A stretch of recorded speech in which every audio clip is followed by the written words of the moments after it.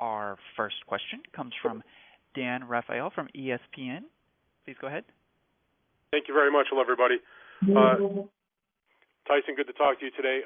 My first question for you, Tyson, is given that you have 12 rounds of experience against Deontay Wilder in your first fight from a couple years ago, I wonder, what do you think the biggest adjustment is that you need to make in this particular matchup, knowing that you already went 12 rounds with the guy before and you've seen what he has?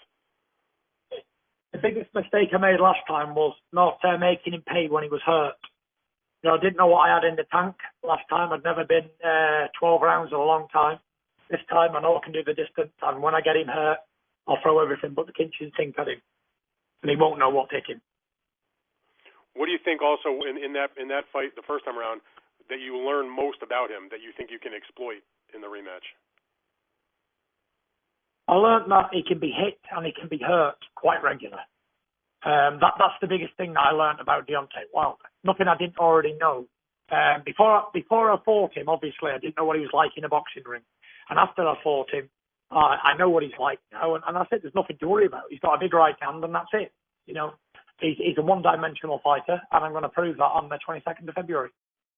So, Tyson, do you think you, going into this matchup, have more confidence because you went to 12 rounds? A lot of people thought you won. You outboxed him for a long stretch. You survived the knockdown. Or is there a concern because you did get knocked down twice, particularly hard in the 12th round?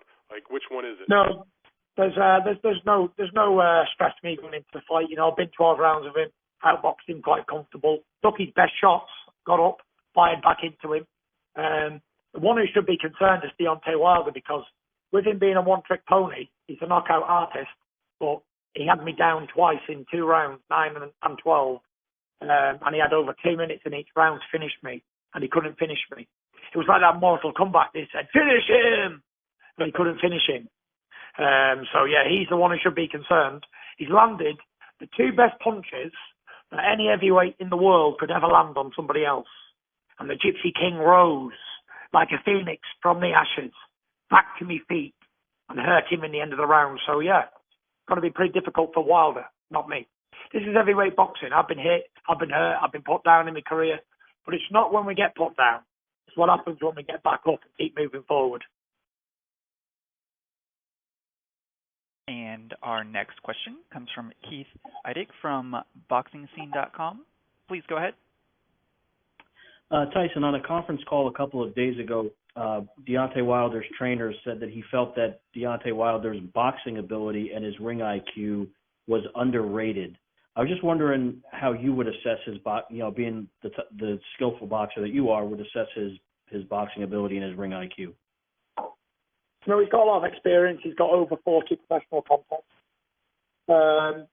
What he doesn't know about boxing now at 34 years old, he's not gonna know it. I thought his boxing IQ was okay. It wasn't up there with the likes of someone like Vladimir Klitschko, but he was decent. He's always looking dangerous. He always looks imposing and dangerous. So you can never write somebody off like that. That's for sure. Tyson, there's been a lot of talk since you fought him, and he's had 2 big knockouts and everything, that he's arguably the biggest puncher in boxing history. Even Bob himself has said maybe that's true. I was just wondering, having felt his power, what you think of it, and how it maybe compares to Klitschko and other people that you fought. I felt the power. Ain't so bad. He can't be the biggest puncher in history because he couldn't knock the Gypsy King out, could he? I took his best shot, pushed on the chin and got back up. He punches hard, but, I've never been hit by the likes of someone like Ernie Shavers. I didn't get hit by George Foreman. I didn't get hit by Rocky Marciano or any of those top guys. I didn't get hit by them, so I can't comment. So to say he's the biggest puncher in history, I'm not really sure because I didn't get hit by all the guys in history. But, I don't think he punches harder than Vladimir Klitschko. Vladimir has a massive knockout punch, a lot more fights than Wilder as well, 65 contests. Make no mistake, all heavyweights punch hard, and we can all knock anybody out. Wilder, I don't think it's so much his power, it's the speed it lands, which is it can be tricky when you don't see it coming. But then again, even a guy who's got no knockout ratio, if he hits you and you don't see it coming, then he's going to put you down. But actually feeling punches in fights, I'm not familiar with it because I don't feel any punches when I'm in the ring because the adrenaline's flying high and you're in a fight, you don't feel the punches ever. And our next question comes from Brian Campbell from CBS Sports. Please go ahead. Thanks so much. Tyson, when you said in both press conferences that you're training for the knockout, you're predicting a second-round knockout, the reaction of most people have been that you're planting a mind trick or trying to sort of hide your strategy. How would you address the doubters who don't believe that this is your intention? Well, we won't have to wait long to find out, will we? 10 days. We're there. 9 days. 13th today, sorry. 9 days and we're there. So it's not very long to see if I'm bluffing or I'm telling the truth. You know, it's this is boxing. Many people have said many things in the past. But we'll see if I'm man enough to back it up, eh? If this is your intention, how much did the judging in the first fight against Wilder, play in you wanting to alter your strategy like this? It played a massive role because it's made me uncomfortable. It's made me do things I didn't want to do. But, you know, when we're taken out of our comfort zone and pressed, then we become better. So it was almost like a blessing in disguise that I didn't get the decision because I would have kept working on my boxing. Just box. I believe I can outbox Deontay Wilder very, very comfortable. But the fact of the matter is, I believed I outboxed him comfortable last time, but it's no good me believing it. The judges have to believe it. And to guarantee a victory, I've got to get a knockout because, I don't want to leave anything unturned this time. I don't want another controversial decision. I don't want people to say, oh, well, he won, no, he won, whatever. I want it to be a defining win either way. The boxing side of it, one judge had it 114, 112 or something, 113, and then one judge had it like 117, 110, 116, 110. So I'm not sure what fight that judge was watching, but, I'm not a judge. These guys see what they see. That's their personal opinion. That's what they get paid to do. So, yeah. But in order to guarantee a victory, I think you've got to take it out of anybody's hands. My own destiny lies within my own two fists. Tyson, given the terms of the contract and the potential for a third fight with the loser having the option from what we've heard publicly, are you preparing in your mind that you're going to fight Wilder twice this year no matter what happens? One fight at a time.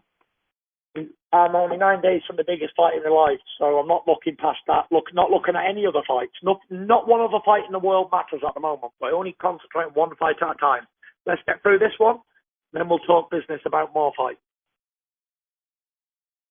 And our next question comes from Michael Woods from New York Fights. Please go ahead. Hello, Gypsy King. Hello, Bob Arum. Question for Tyson Fury. Tyson, you've said that this time we're not going to see the quote-unquote herky-jerky style, and you're going to be more offensive and really looking to take it to Deontay Wilder. I do wonder, have you done things in camp, tweaked anything so you will be showing more power? Are you turning your hips more or punching through the target? What are you doing in camp so this strategy will work on February 22nd? Well, if I told you that, I'd give the full game plan away, wouldn't I? Yeah, I don't want the full game plan. Maybe just 10%. Well, let's just say I've been sitting down in the pocket and letting them fly very aggressively and a high volume of them. Let's just say that. All right, that'll be a fan-friendly fight then, not much more. Tyson, in the first one, you were down a couple times. I am curious, do you worry about your chin? Do you work on anything to make your chin that much more impregnable, or do you just say, no, yes, I have confidence in my chin. I know it can hold up. I have got confidence in my chin, but I've been doing a lot of pussy licking to strengthen my jaw up. So, yeah, I've been strengthening the old jaw up as well. All right, good stuff. Thanks for your time. I appreciate it. Thank you very much.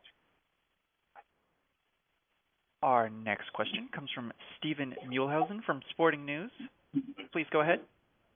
Thank you, Bob and Tyson, for the time today. And Tyson, just want to, you go back to what Brian said real quickly, and you said this fight is the biggest fight of your life.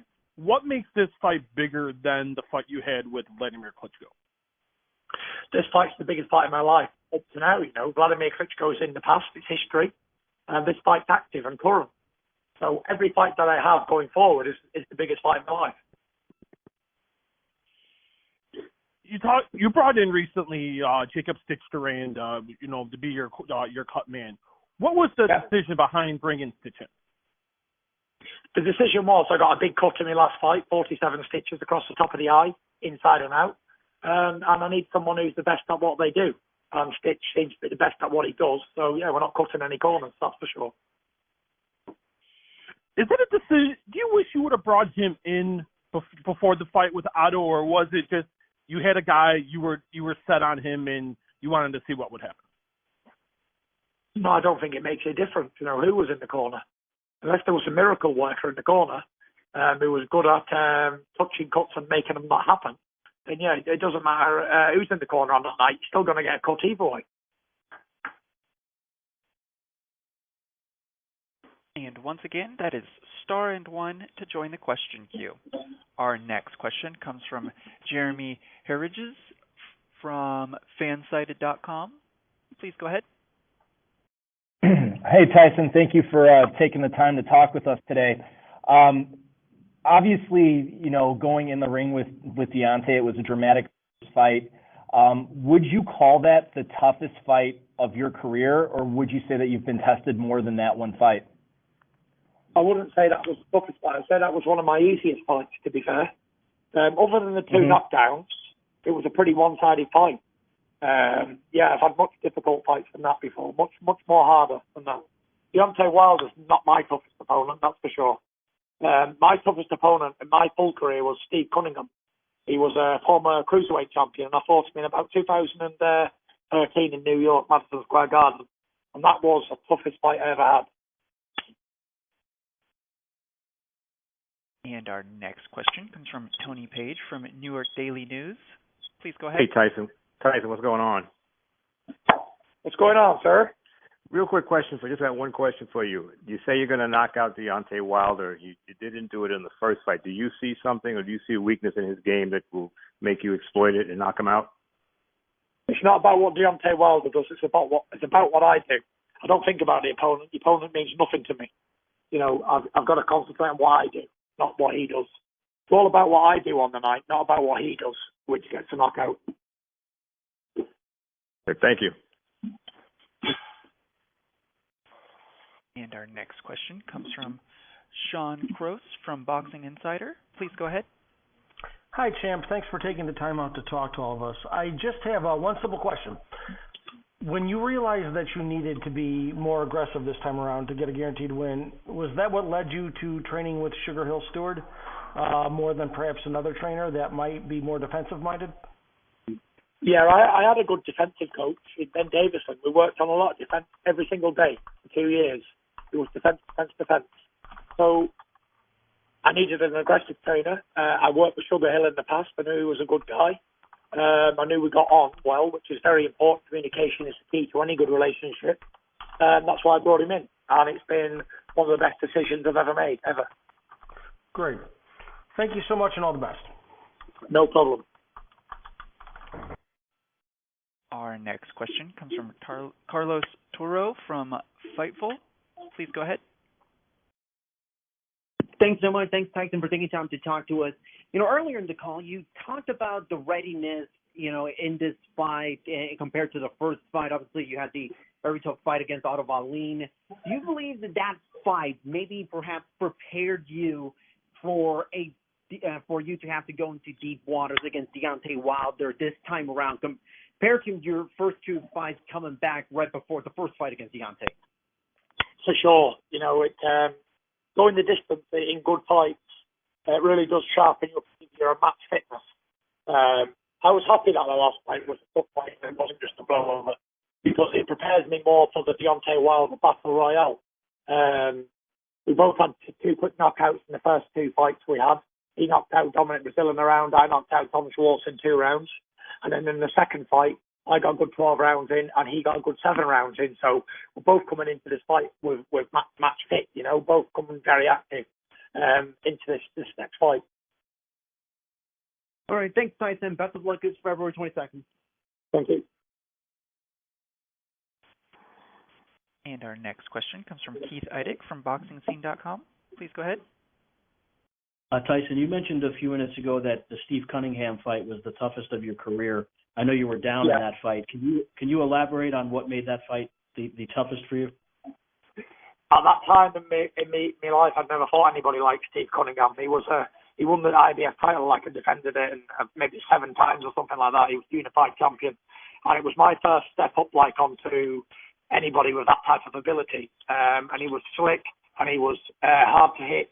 He was very awkward, and he was a very good boxer. So that was the toughest fight in my life. Going into that fight, Steve was a smaller heavyweight. Did you underestimate him maybe going into that fight? No, I never underestimated him. He was 6'3", 210 pounds. He was probably taller than Evander Holyfield and bigger as well. So, we say small heavyweights, but they're really big heavyweights. But today, the heavyweights have gone supersized. So, he was a tough opponent. I didn't underestimate him. He was a very good guy, very good boxer.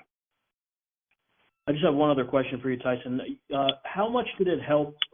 Changing trainers is never easy, but how much did it help, though, that you knew Javon Stewart and didn't have to get to know a new trainer entirely? It was very helpful. We knew each other from the past, and it was helpful because we just gelled straight away. There was no getting used to each other and all that. We just went straight to work in an old-fashioned type manner. Would you have changed to a trainer that you weren't familiar with, or would you not have done that? I wouldn't have done it, no. Okay. Because we only had 8 weeks to prepare for the fight, and it takes a few weeks to get used to a new trainer and to gel on the personalities. You never know what you're getting with new trainers and all that, but the fact that we worked together in the past, we knew each other, we kept in touch, we spoke to each other over the years, it was really helpful. We just got straight down to work. Thanks, Tyson. Thank you. And our next question comes from Hans Themisko from Round by Round. Please go ahead. Hey, is Bob still on the line? Yeah. Hey, yes. Bob. So my question is for you. I know Tyson said that he wanted to, go for the knockout, but, there's been several occasions where you've come out and said that Tyson is one of the best pure boxers you've ever seen. So does it kind of concern you when he comes out with a game plan like that, wanting to knock out Wilder, but, that kind of plays into his hands when he can pretty much outbox him for the full 12 rounds? Well, I have confidence in Tyson because, there are guys who say they're going to knock out their opponent, and it's like a baseball player getting up to the plate and trying to hit a home run. When anybody who knows baseball will say that the guy who looks to make contact has a better chance to hit a home run than the guy that's swinging from his heels. So Tyson is a great boxer, but he has a determination to knock out Wilder, and he knows that he's not going to force it, and the knockout will come.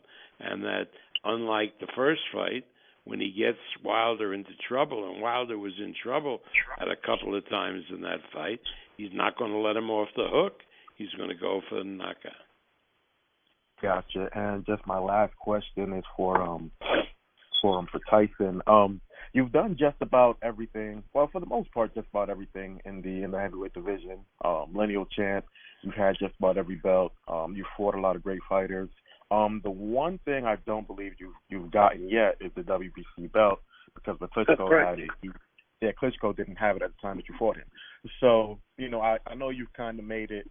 You've kind of let it be known that nothing really gets you going so much, because it's just like, hey, I already had that belt, I already did this, I already did that. So when it comes to the WBC belt, do you kind of look at that like, okay, this is something that I really want? I know you really want to beat Wilder. When you look at the belt itself, you're just like, hey, that's the one thing I didn't achieve yet. I always like challenges. The WBC is the one that's escaped me over the years, for whatever reasons. I never got my hands on it yet. And it will be to finish off my collection of all the belts that there is to offer out there, and that would be every single one of them. So yeah, it would be nice to finish the collection off for sure. Gotcha. Thank you. Appreciate it, and good luck, man. Good luck. Good luck. Our next question comes from Dan Rafael from ESPN. Please go ahead. Thank you very much. Hello, Tyson. I just had a follow-up question for you. You have the big win against Vladimir Klitschko on your record. You've got some other good wins, Chisora, whatnot. A lot of people thought you won the first fight with Deontay. If you win this second fight, what do you think this does for the legacy of Tyson Fury, particularly because you have said that you don't have very many more fights left after this? Yeah, I'm not really too concerned about the legacy. I've done what I've done. And when I'm finished with boxing, I don't care about the legacy at all. But the fact of the matter is I care about being active and I care about what's happening now. So, yeah, I think the Wilder fight cements me. Winning this fight cements me as the best of my era. No more to prove. Everyone else has been defeated. And there was only me and Deontay Wilder left who were still unbeaten after 12 years as professionals. So it's all on the line for this fight. I think it's a massive must for me. It's a massive must to win. But you really, I rarely do I hear boxers say that they literally don't care about their legacy. I have to believe that after your long career that you don't have some part of you that wants to be remembered in a really positive way for everything you've accomplished. I'm not really concerned about what happens when I'm gone. When I'm gone means I'm retired, and when I'm retired means I'm on to other things, and that'll be another chapter of my life. So, we can only take one chapter of our lives at a time. And I'm just enjoying and living in the moment right now. I'm living my dream, my childhood dream, my young adult dream, and my midlife dreams. And like I say, I really don't care about legacy, and that's the fact of the matter. Because what somebody thinks of me when I'm finished is really unimportant, because it's all sticks and stones, whether it's good or bad. Everyone is entitled to their opinion, and there'll be somebody else to replace me, just like everybody else, every other champion in history. Other young guys have come along and took that place, and that's how the food chain works. Fair enough. I'd like to ask Bob that question also. Bob, you still there? Yes, yeah, I'm here. So you heard Tyson, I think, say that with the victory against Wilder on February 22nd, that he doesn't care about what people would say about it in terms of his legacy. But you've been around for a long time, seen a lot of great heavyweights. What do you think Tyson Fury's legacy would be with this victory? Well, I think that everybody would have to recognize him as one of the great heavyweight champions of all time. I mean, it seems to me, and I've been through in my years in boxing, heavyweight champions that go back before most of you writers were born. I mean, starting with Ali and Joe Frazier and Foreman and Mike Tyson and Evander Holyfield and Lennox Lewis and Joshua and Wilder. And when Tyson does what I expect him to do on February 22nd, he definitely will belong with those immortals. All right, very good. Thank you for that, Bob. Thank you, Tyson. Appreciate it. Thank you. Our next question comes from Michael Woods from New York Fights. Please go ahead. Follow-up question for the Gypsy King. Tyson, you said that you don't really so much care what the other guy brings to the table. It's what you're able to do. But I feel like Wilder, to me, seems as confident as he's ever been. I wonder, do you assess him the same way, or no, his mindset really doesn't matter to you? Yeah, his mindset is none of my concern. Every fight I've ever fought's been confident they're going to win. Because if they wasn't, they'd be in the wrong game. That's for sure. As performing athletes, as champions, you always believe you're going to win. But it hasn't affected me so far in my career that every other opponent I've ever fought thought he was going to win, and they didn't. It doesn't matter what the opponent's mindset is. It's about what mindset I've got going into the ring and what game plan I execute in there. And that's all it comes down to. Wilder can be the best Wilder he ever wants to be.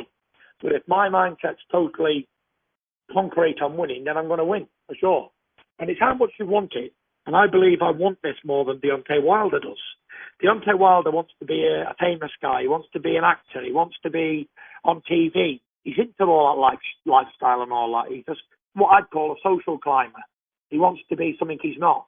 Me, I don't care for all of that stuff. I don't care about being famous. I don't care about being somebody wants to shake my hand or be on TV. None of that stuff means anything to me. The only thing that means to me is winning these fights. That's it, period. And when the boxing's over, that's it for me. There's no more fame. There's no more nothing. Because I won't be taking any more steps to be an actor or to be a singer or to be something like that, because it doesn't interest me. I'm a purebred fighting man, through and through. And when it's over, it's over. That's it. Nothing else matters to me. Fair enough. You've spoken how you see your legacy. It makes sense. I am wondering, though, about the present. You win this fight, and do you think the case could be made that really you win this, that you deserve to be maybe regarded as the best pound-for-pound boxer on the planet? Well, I'm not sure about all that pound-for-pound stuff. I'm not too sure how it works. I think it's like fantasy baseball, isn't it, where everyone just has an opinion on who they think's the best or whatever. The pound-for-pound stuff, I've never really been able to follow it, because it's like saying if an eagle had feet, it'd be able to run faster than an ostrich. Or, you know, if a cow could fly, could it fly faster than an aeroplane? It's just people's opinion, like randomly making up stuff. But I'm not sure about how that works. But, you know, one thing I do know is when I beat Deontay Wilder, I'll be the best heavyweight of my era, standing alone. Very good stuff. Thank you so much. Thank you. Question comes from James Bell from The Boxing Source. Please go ahead. All right. This question is for Tyson Fury. One of the things that is a topic going into this particular fight is your weight and how comfortable you are coming into this fight in comparison to your first fight.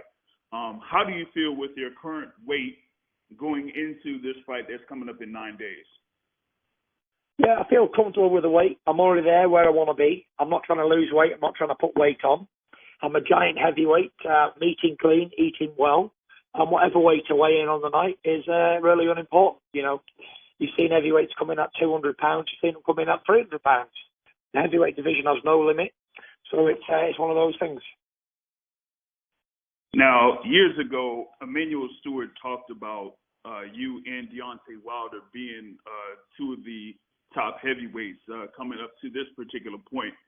With you now training with Sugar Hill Stewart, what does this mean to you to pretty much come almost full circle from that particular point years ago with Emmanuel Stewart to now? Fantastic, isn't it? You know, it's very fitting that 12 years ago, 10 years ago, Emmanuel called all this, and it's come back to reality. And Sugar Hill's training me, his nephew, so it's great that I'm actually having these big fights and having the influence of the Kronk Gym and Emmanuel Stewart in the corner. And our next question comes from Don Hewitt from Boxing TV. Please go ahead. Hi, Tyson. I'm probably one of the few English people to speak with you today. I know everybody's excited back home. Looking at the interview with John Fury and David Haye, John Fury said that we saw the best of Deontay Wilder. Would you agree with that? Yeah, I think we've seen the best of Deontay Wilder. He's 34 years old. I don't think you get better after 34, do you? That's for sure. I think you hit a point in your career, and that's called the prime of your career, the pinnacle, and then after that pinnacle, you slide down, and that's what happens. History tells that story. So Deontay Wilder's at the pinnacle of his career. The only place he can go now, he can either extend that pinnacle or he can slide down. So yeah, he's not going to get any better. He's at his best. Absolutely. And talking from a different perspective, especially here in the UK, you're known as a real advocate of mental health, and for all these people, you know, getting up off the ground in the 12th round of the last fight, you really showed that true bravery, that true gypsy fighting spirit. What have you got to say to all the people out there in the UK and all around the world who are struggling with mental health? The best message I can give is you can do it. It's never over until it's over. Seek medical advice immediately, and communication is the key to everything. You know, if you don't talk about things, you're never going to get things right. Things will never come back to how they were unless you talk about them. Bottling mental health is one of the worst things that anybody can do. I've been there, I've done it all myself, and you know, I hid it away from a lot of people for a long time, and I exploded, and that's what happens. But if you want to get well again, you've got to seek medical advice and get a routine going in your life. You know, set short-term goals, targets, and achieve them. And that's what I did. I used training as my medicine, and I used living a healthy lifestyle as a medicine too. Brilliant. Thanks, Tyson. Final question. This is coming from Matt and Alex, one of our followers. What can us Brits expect from you? What can we expect from you in this fight? You can expect to see the WBC champion returning home on the 24th of February.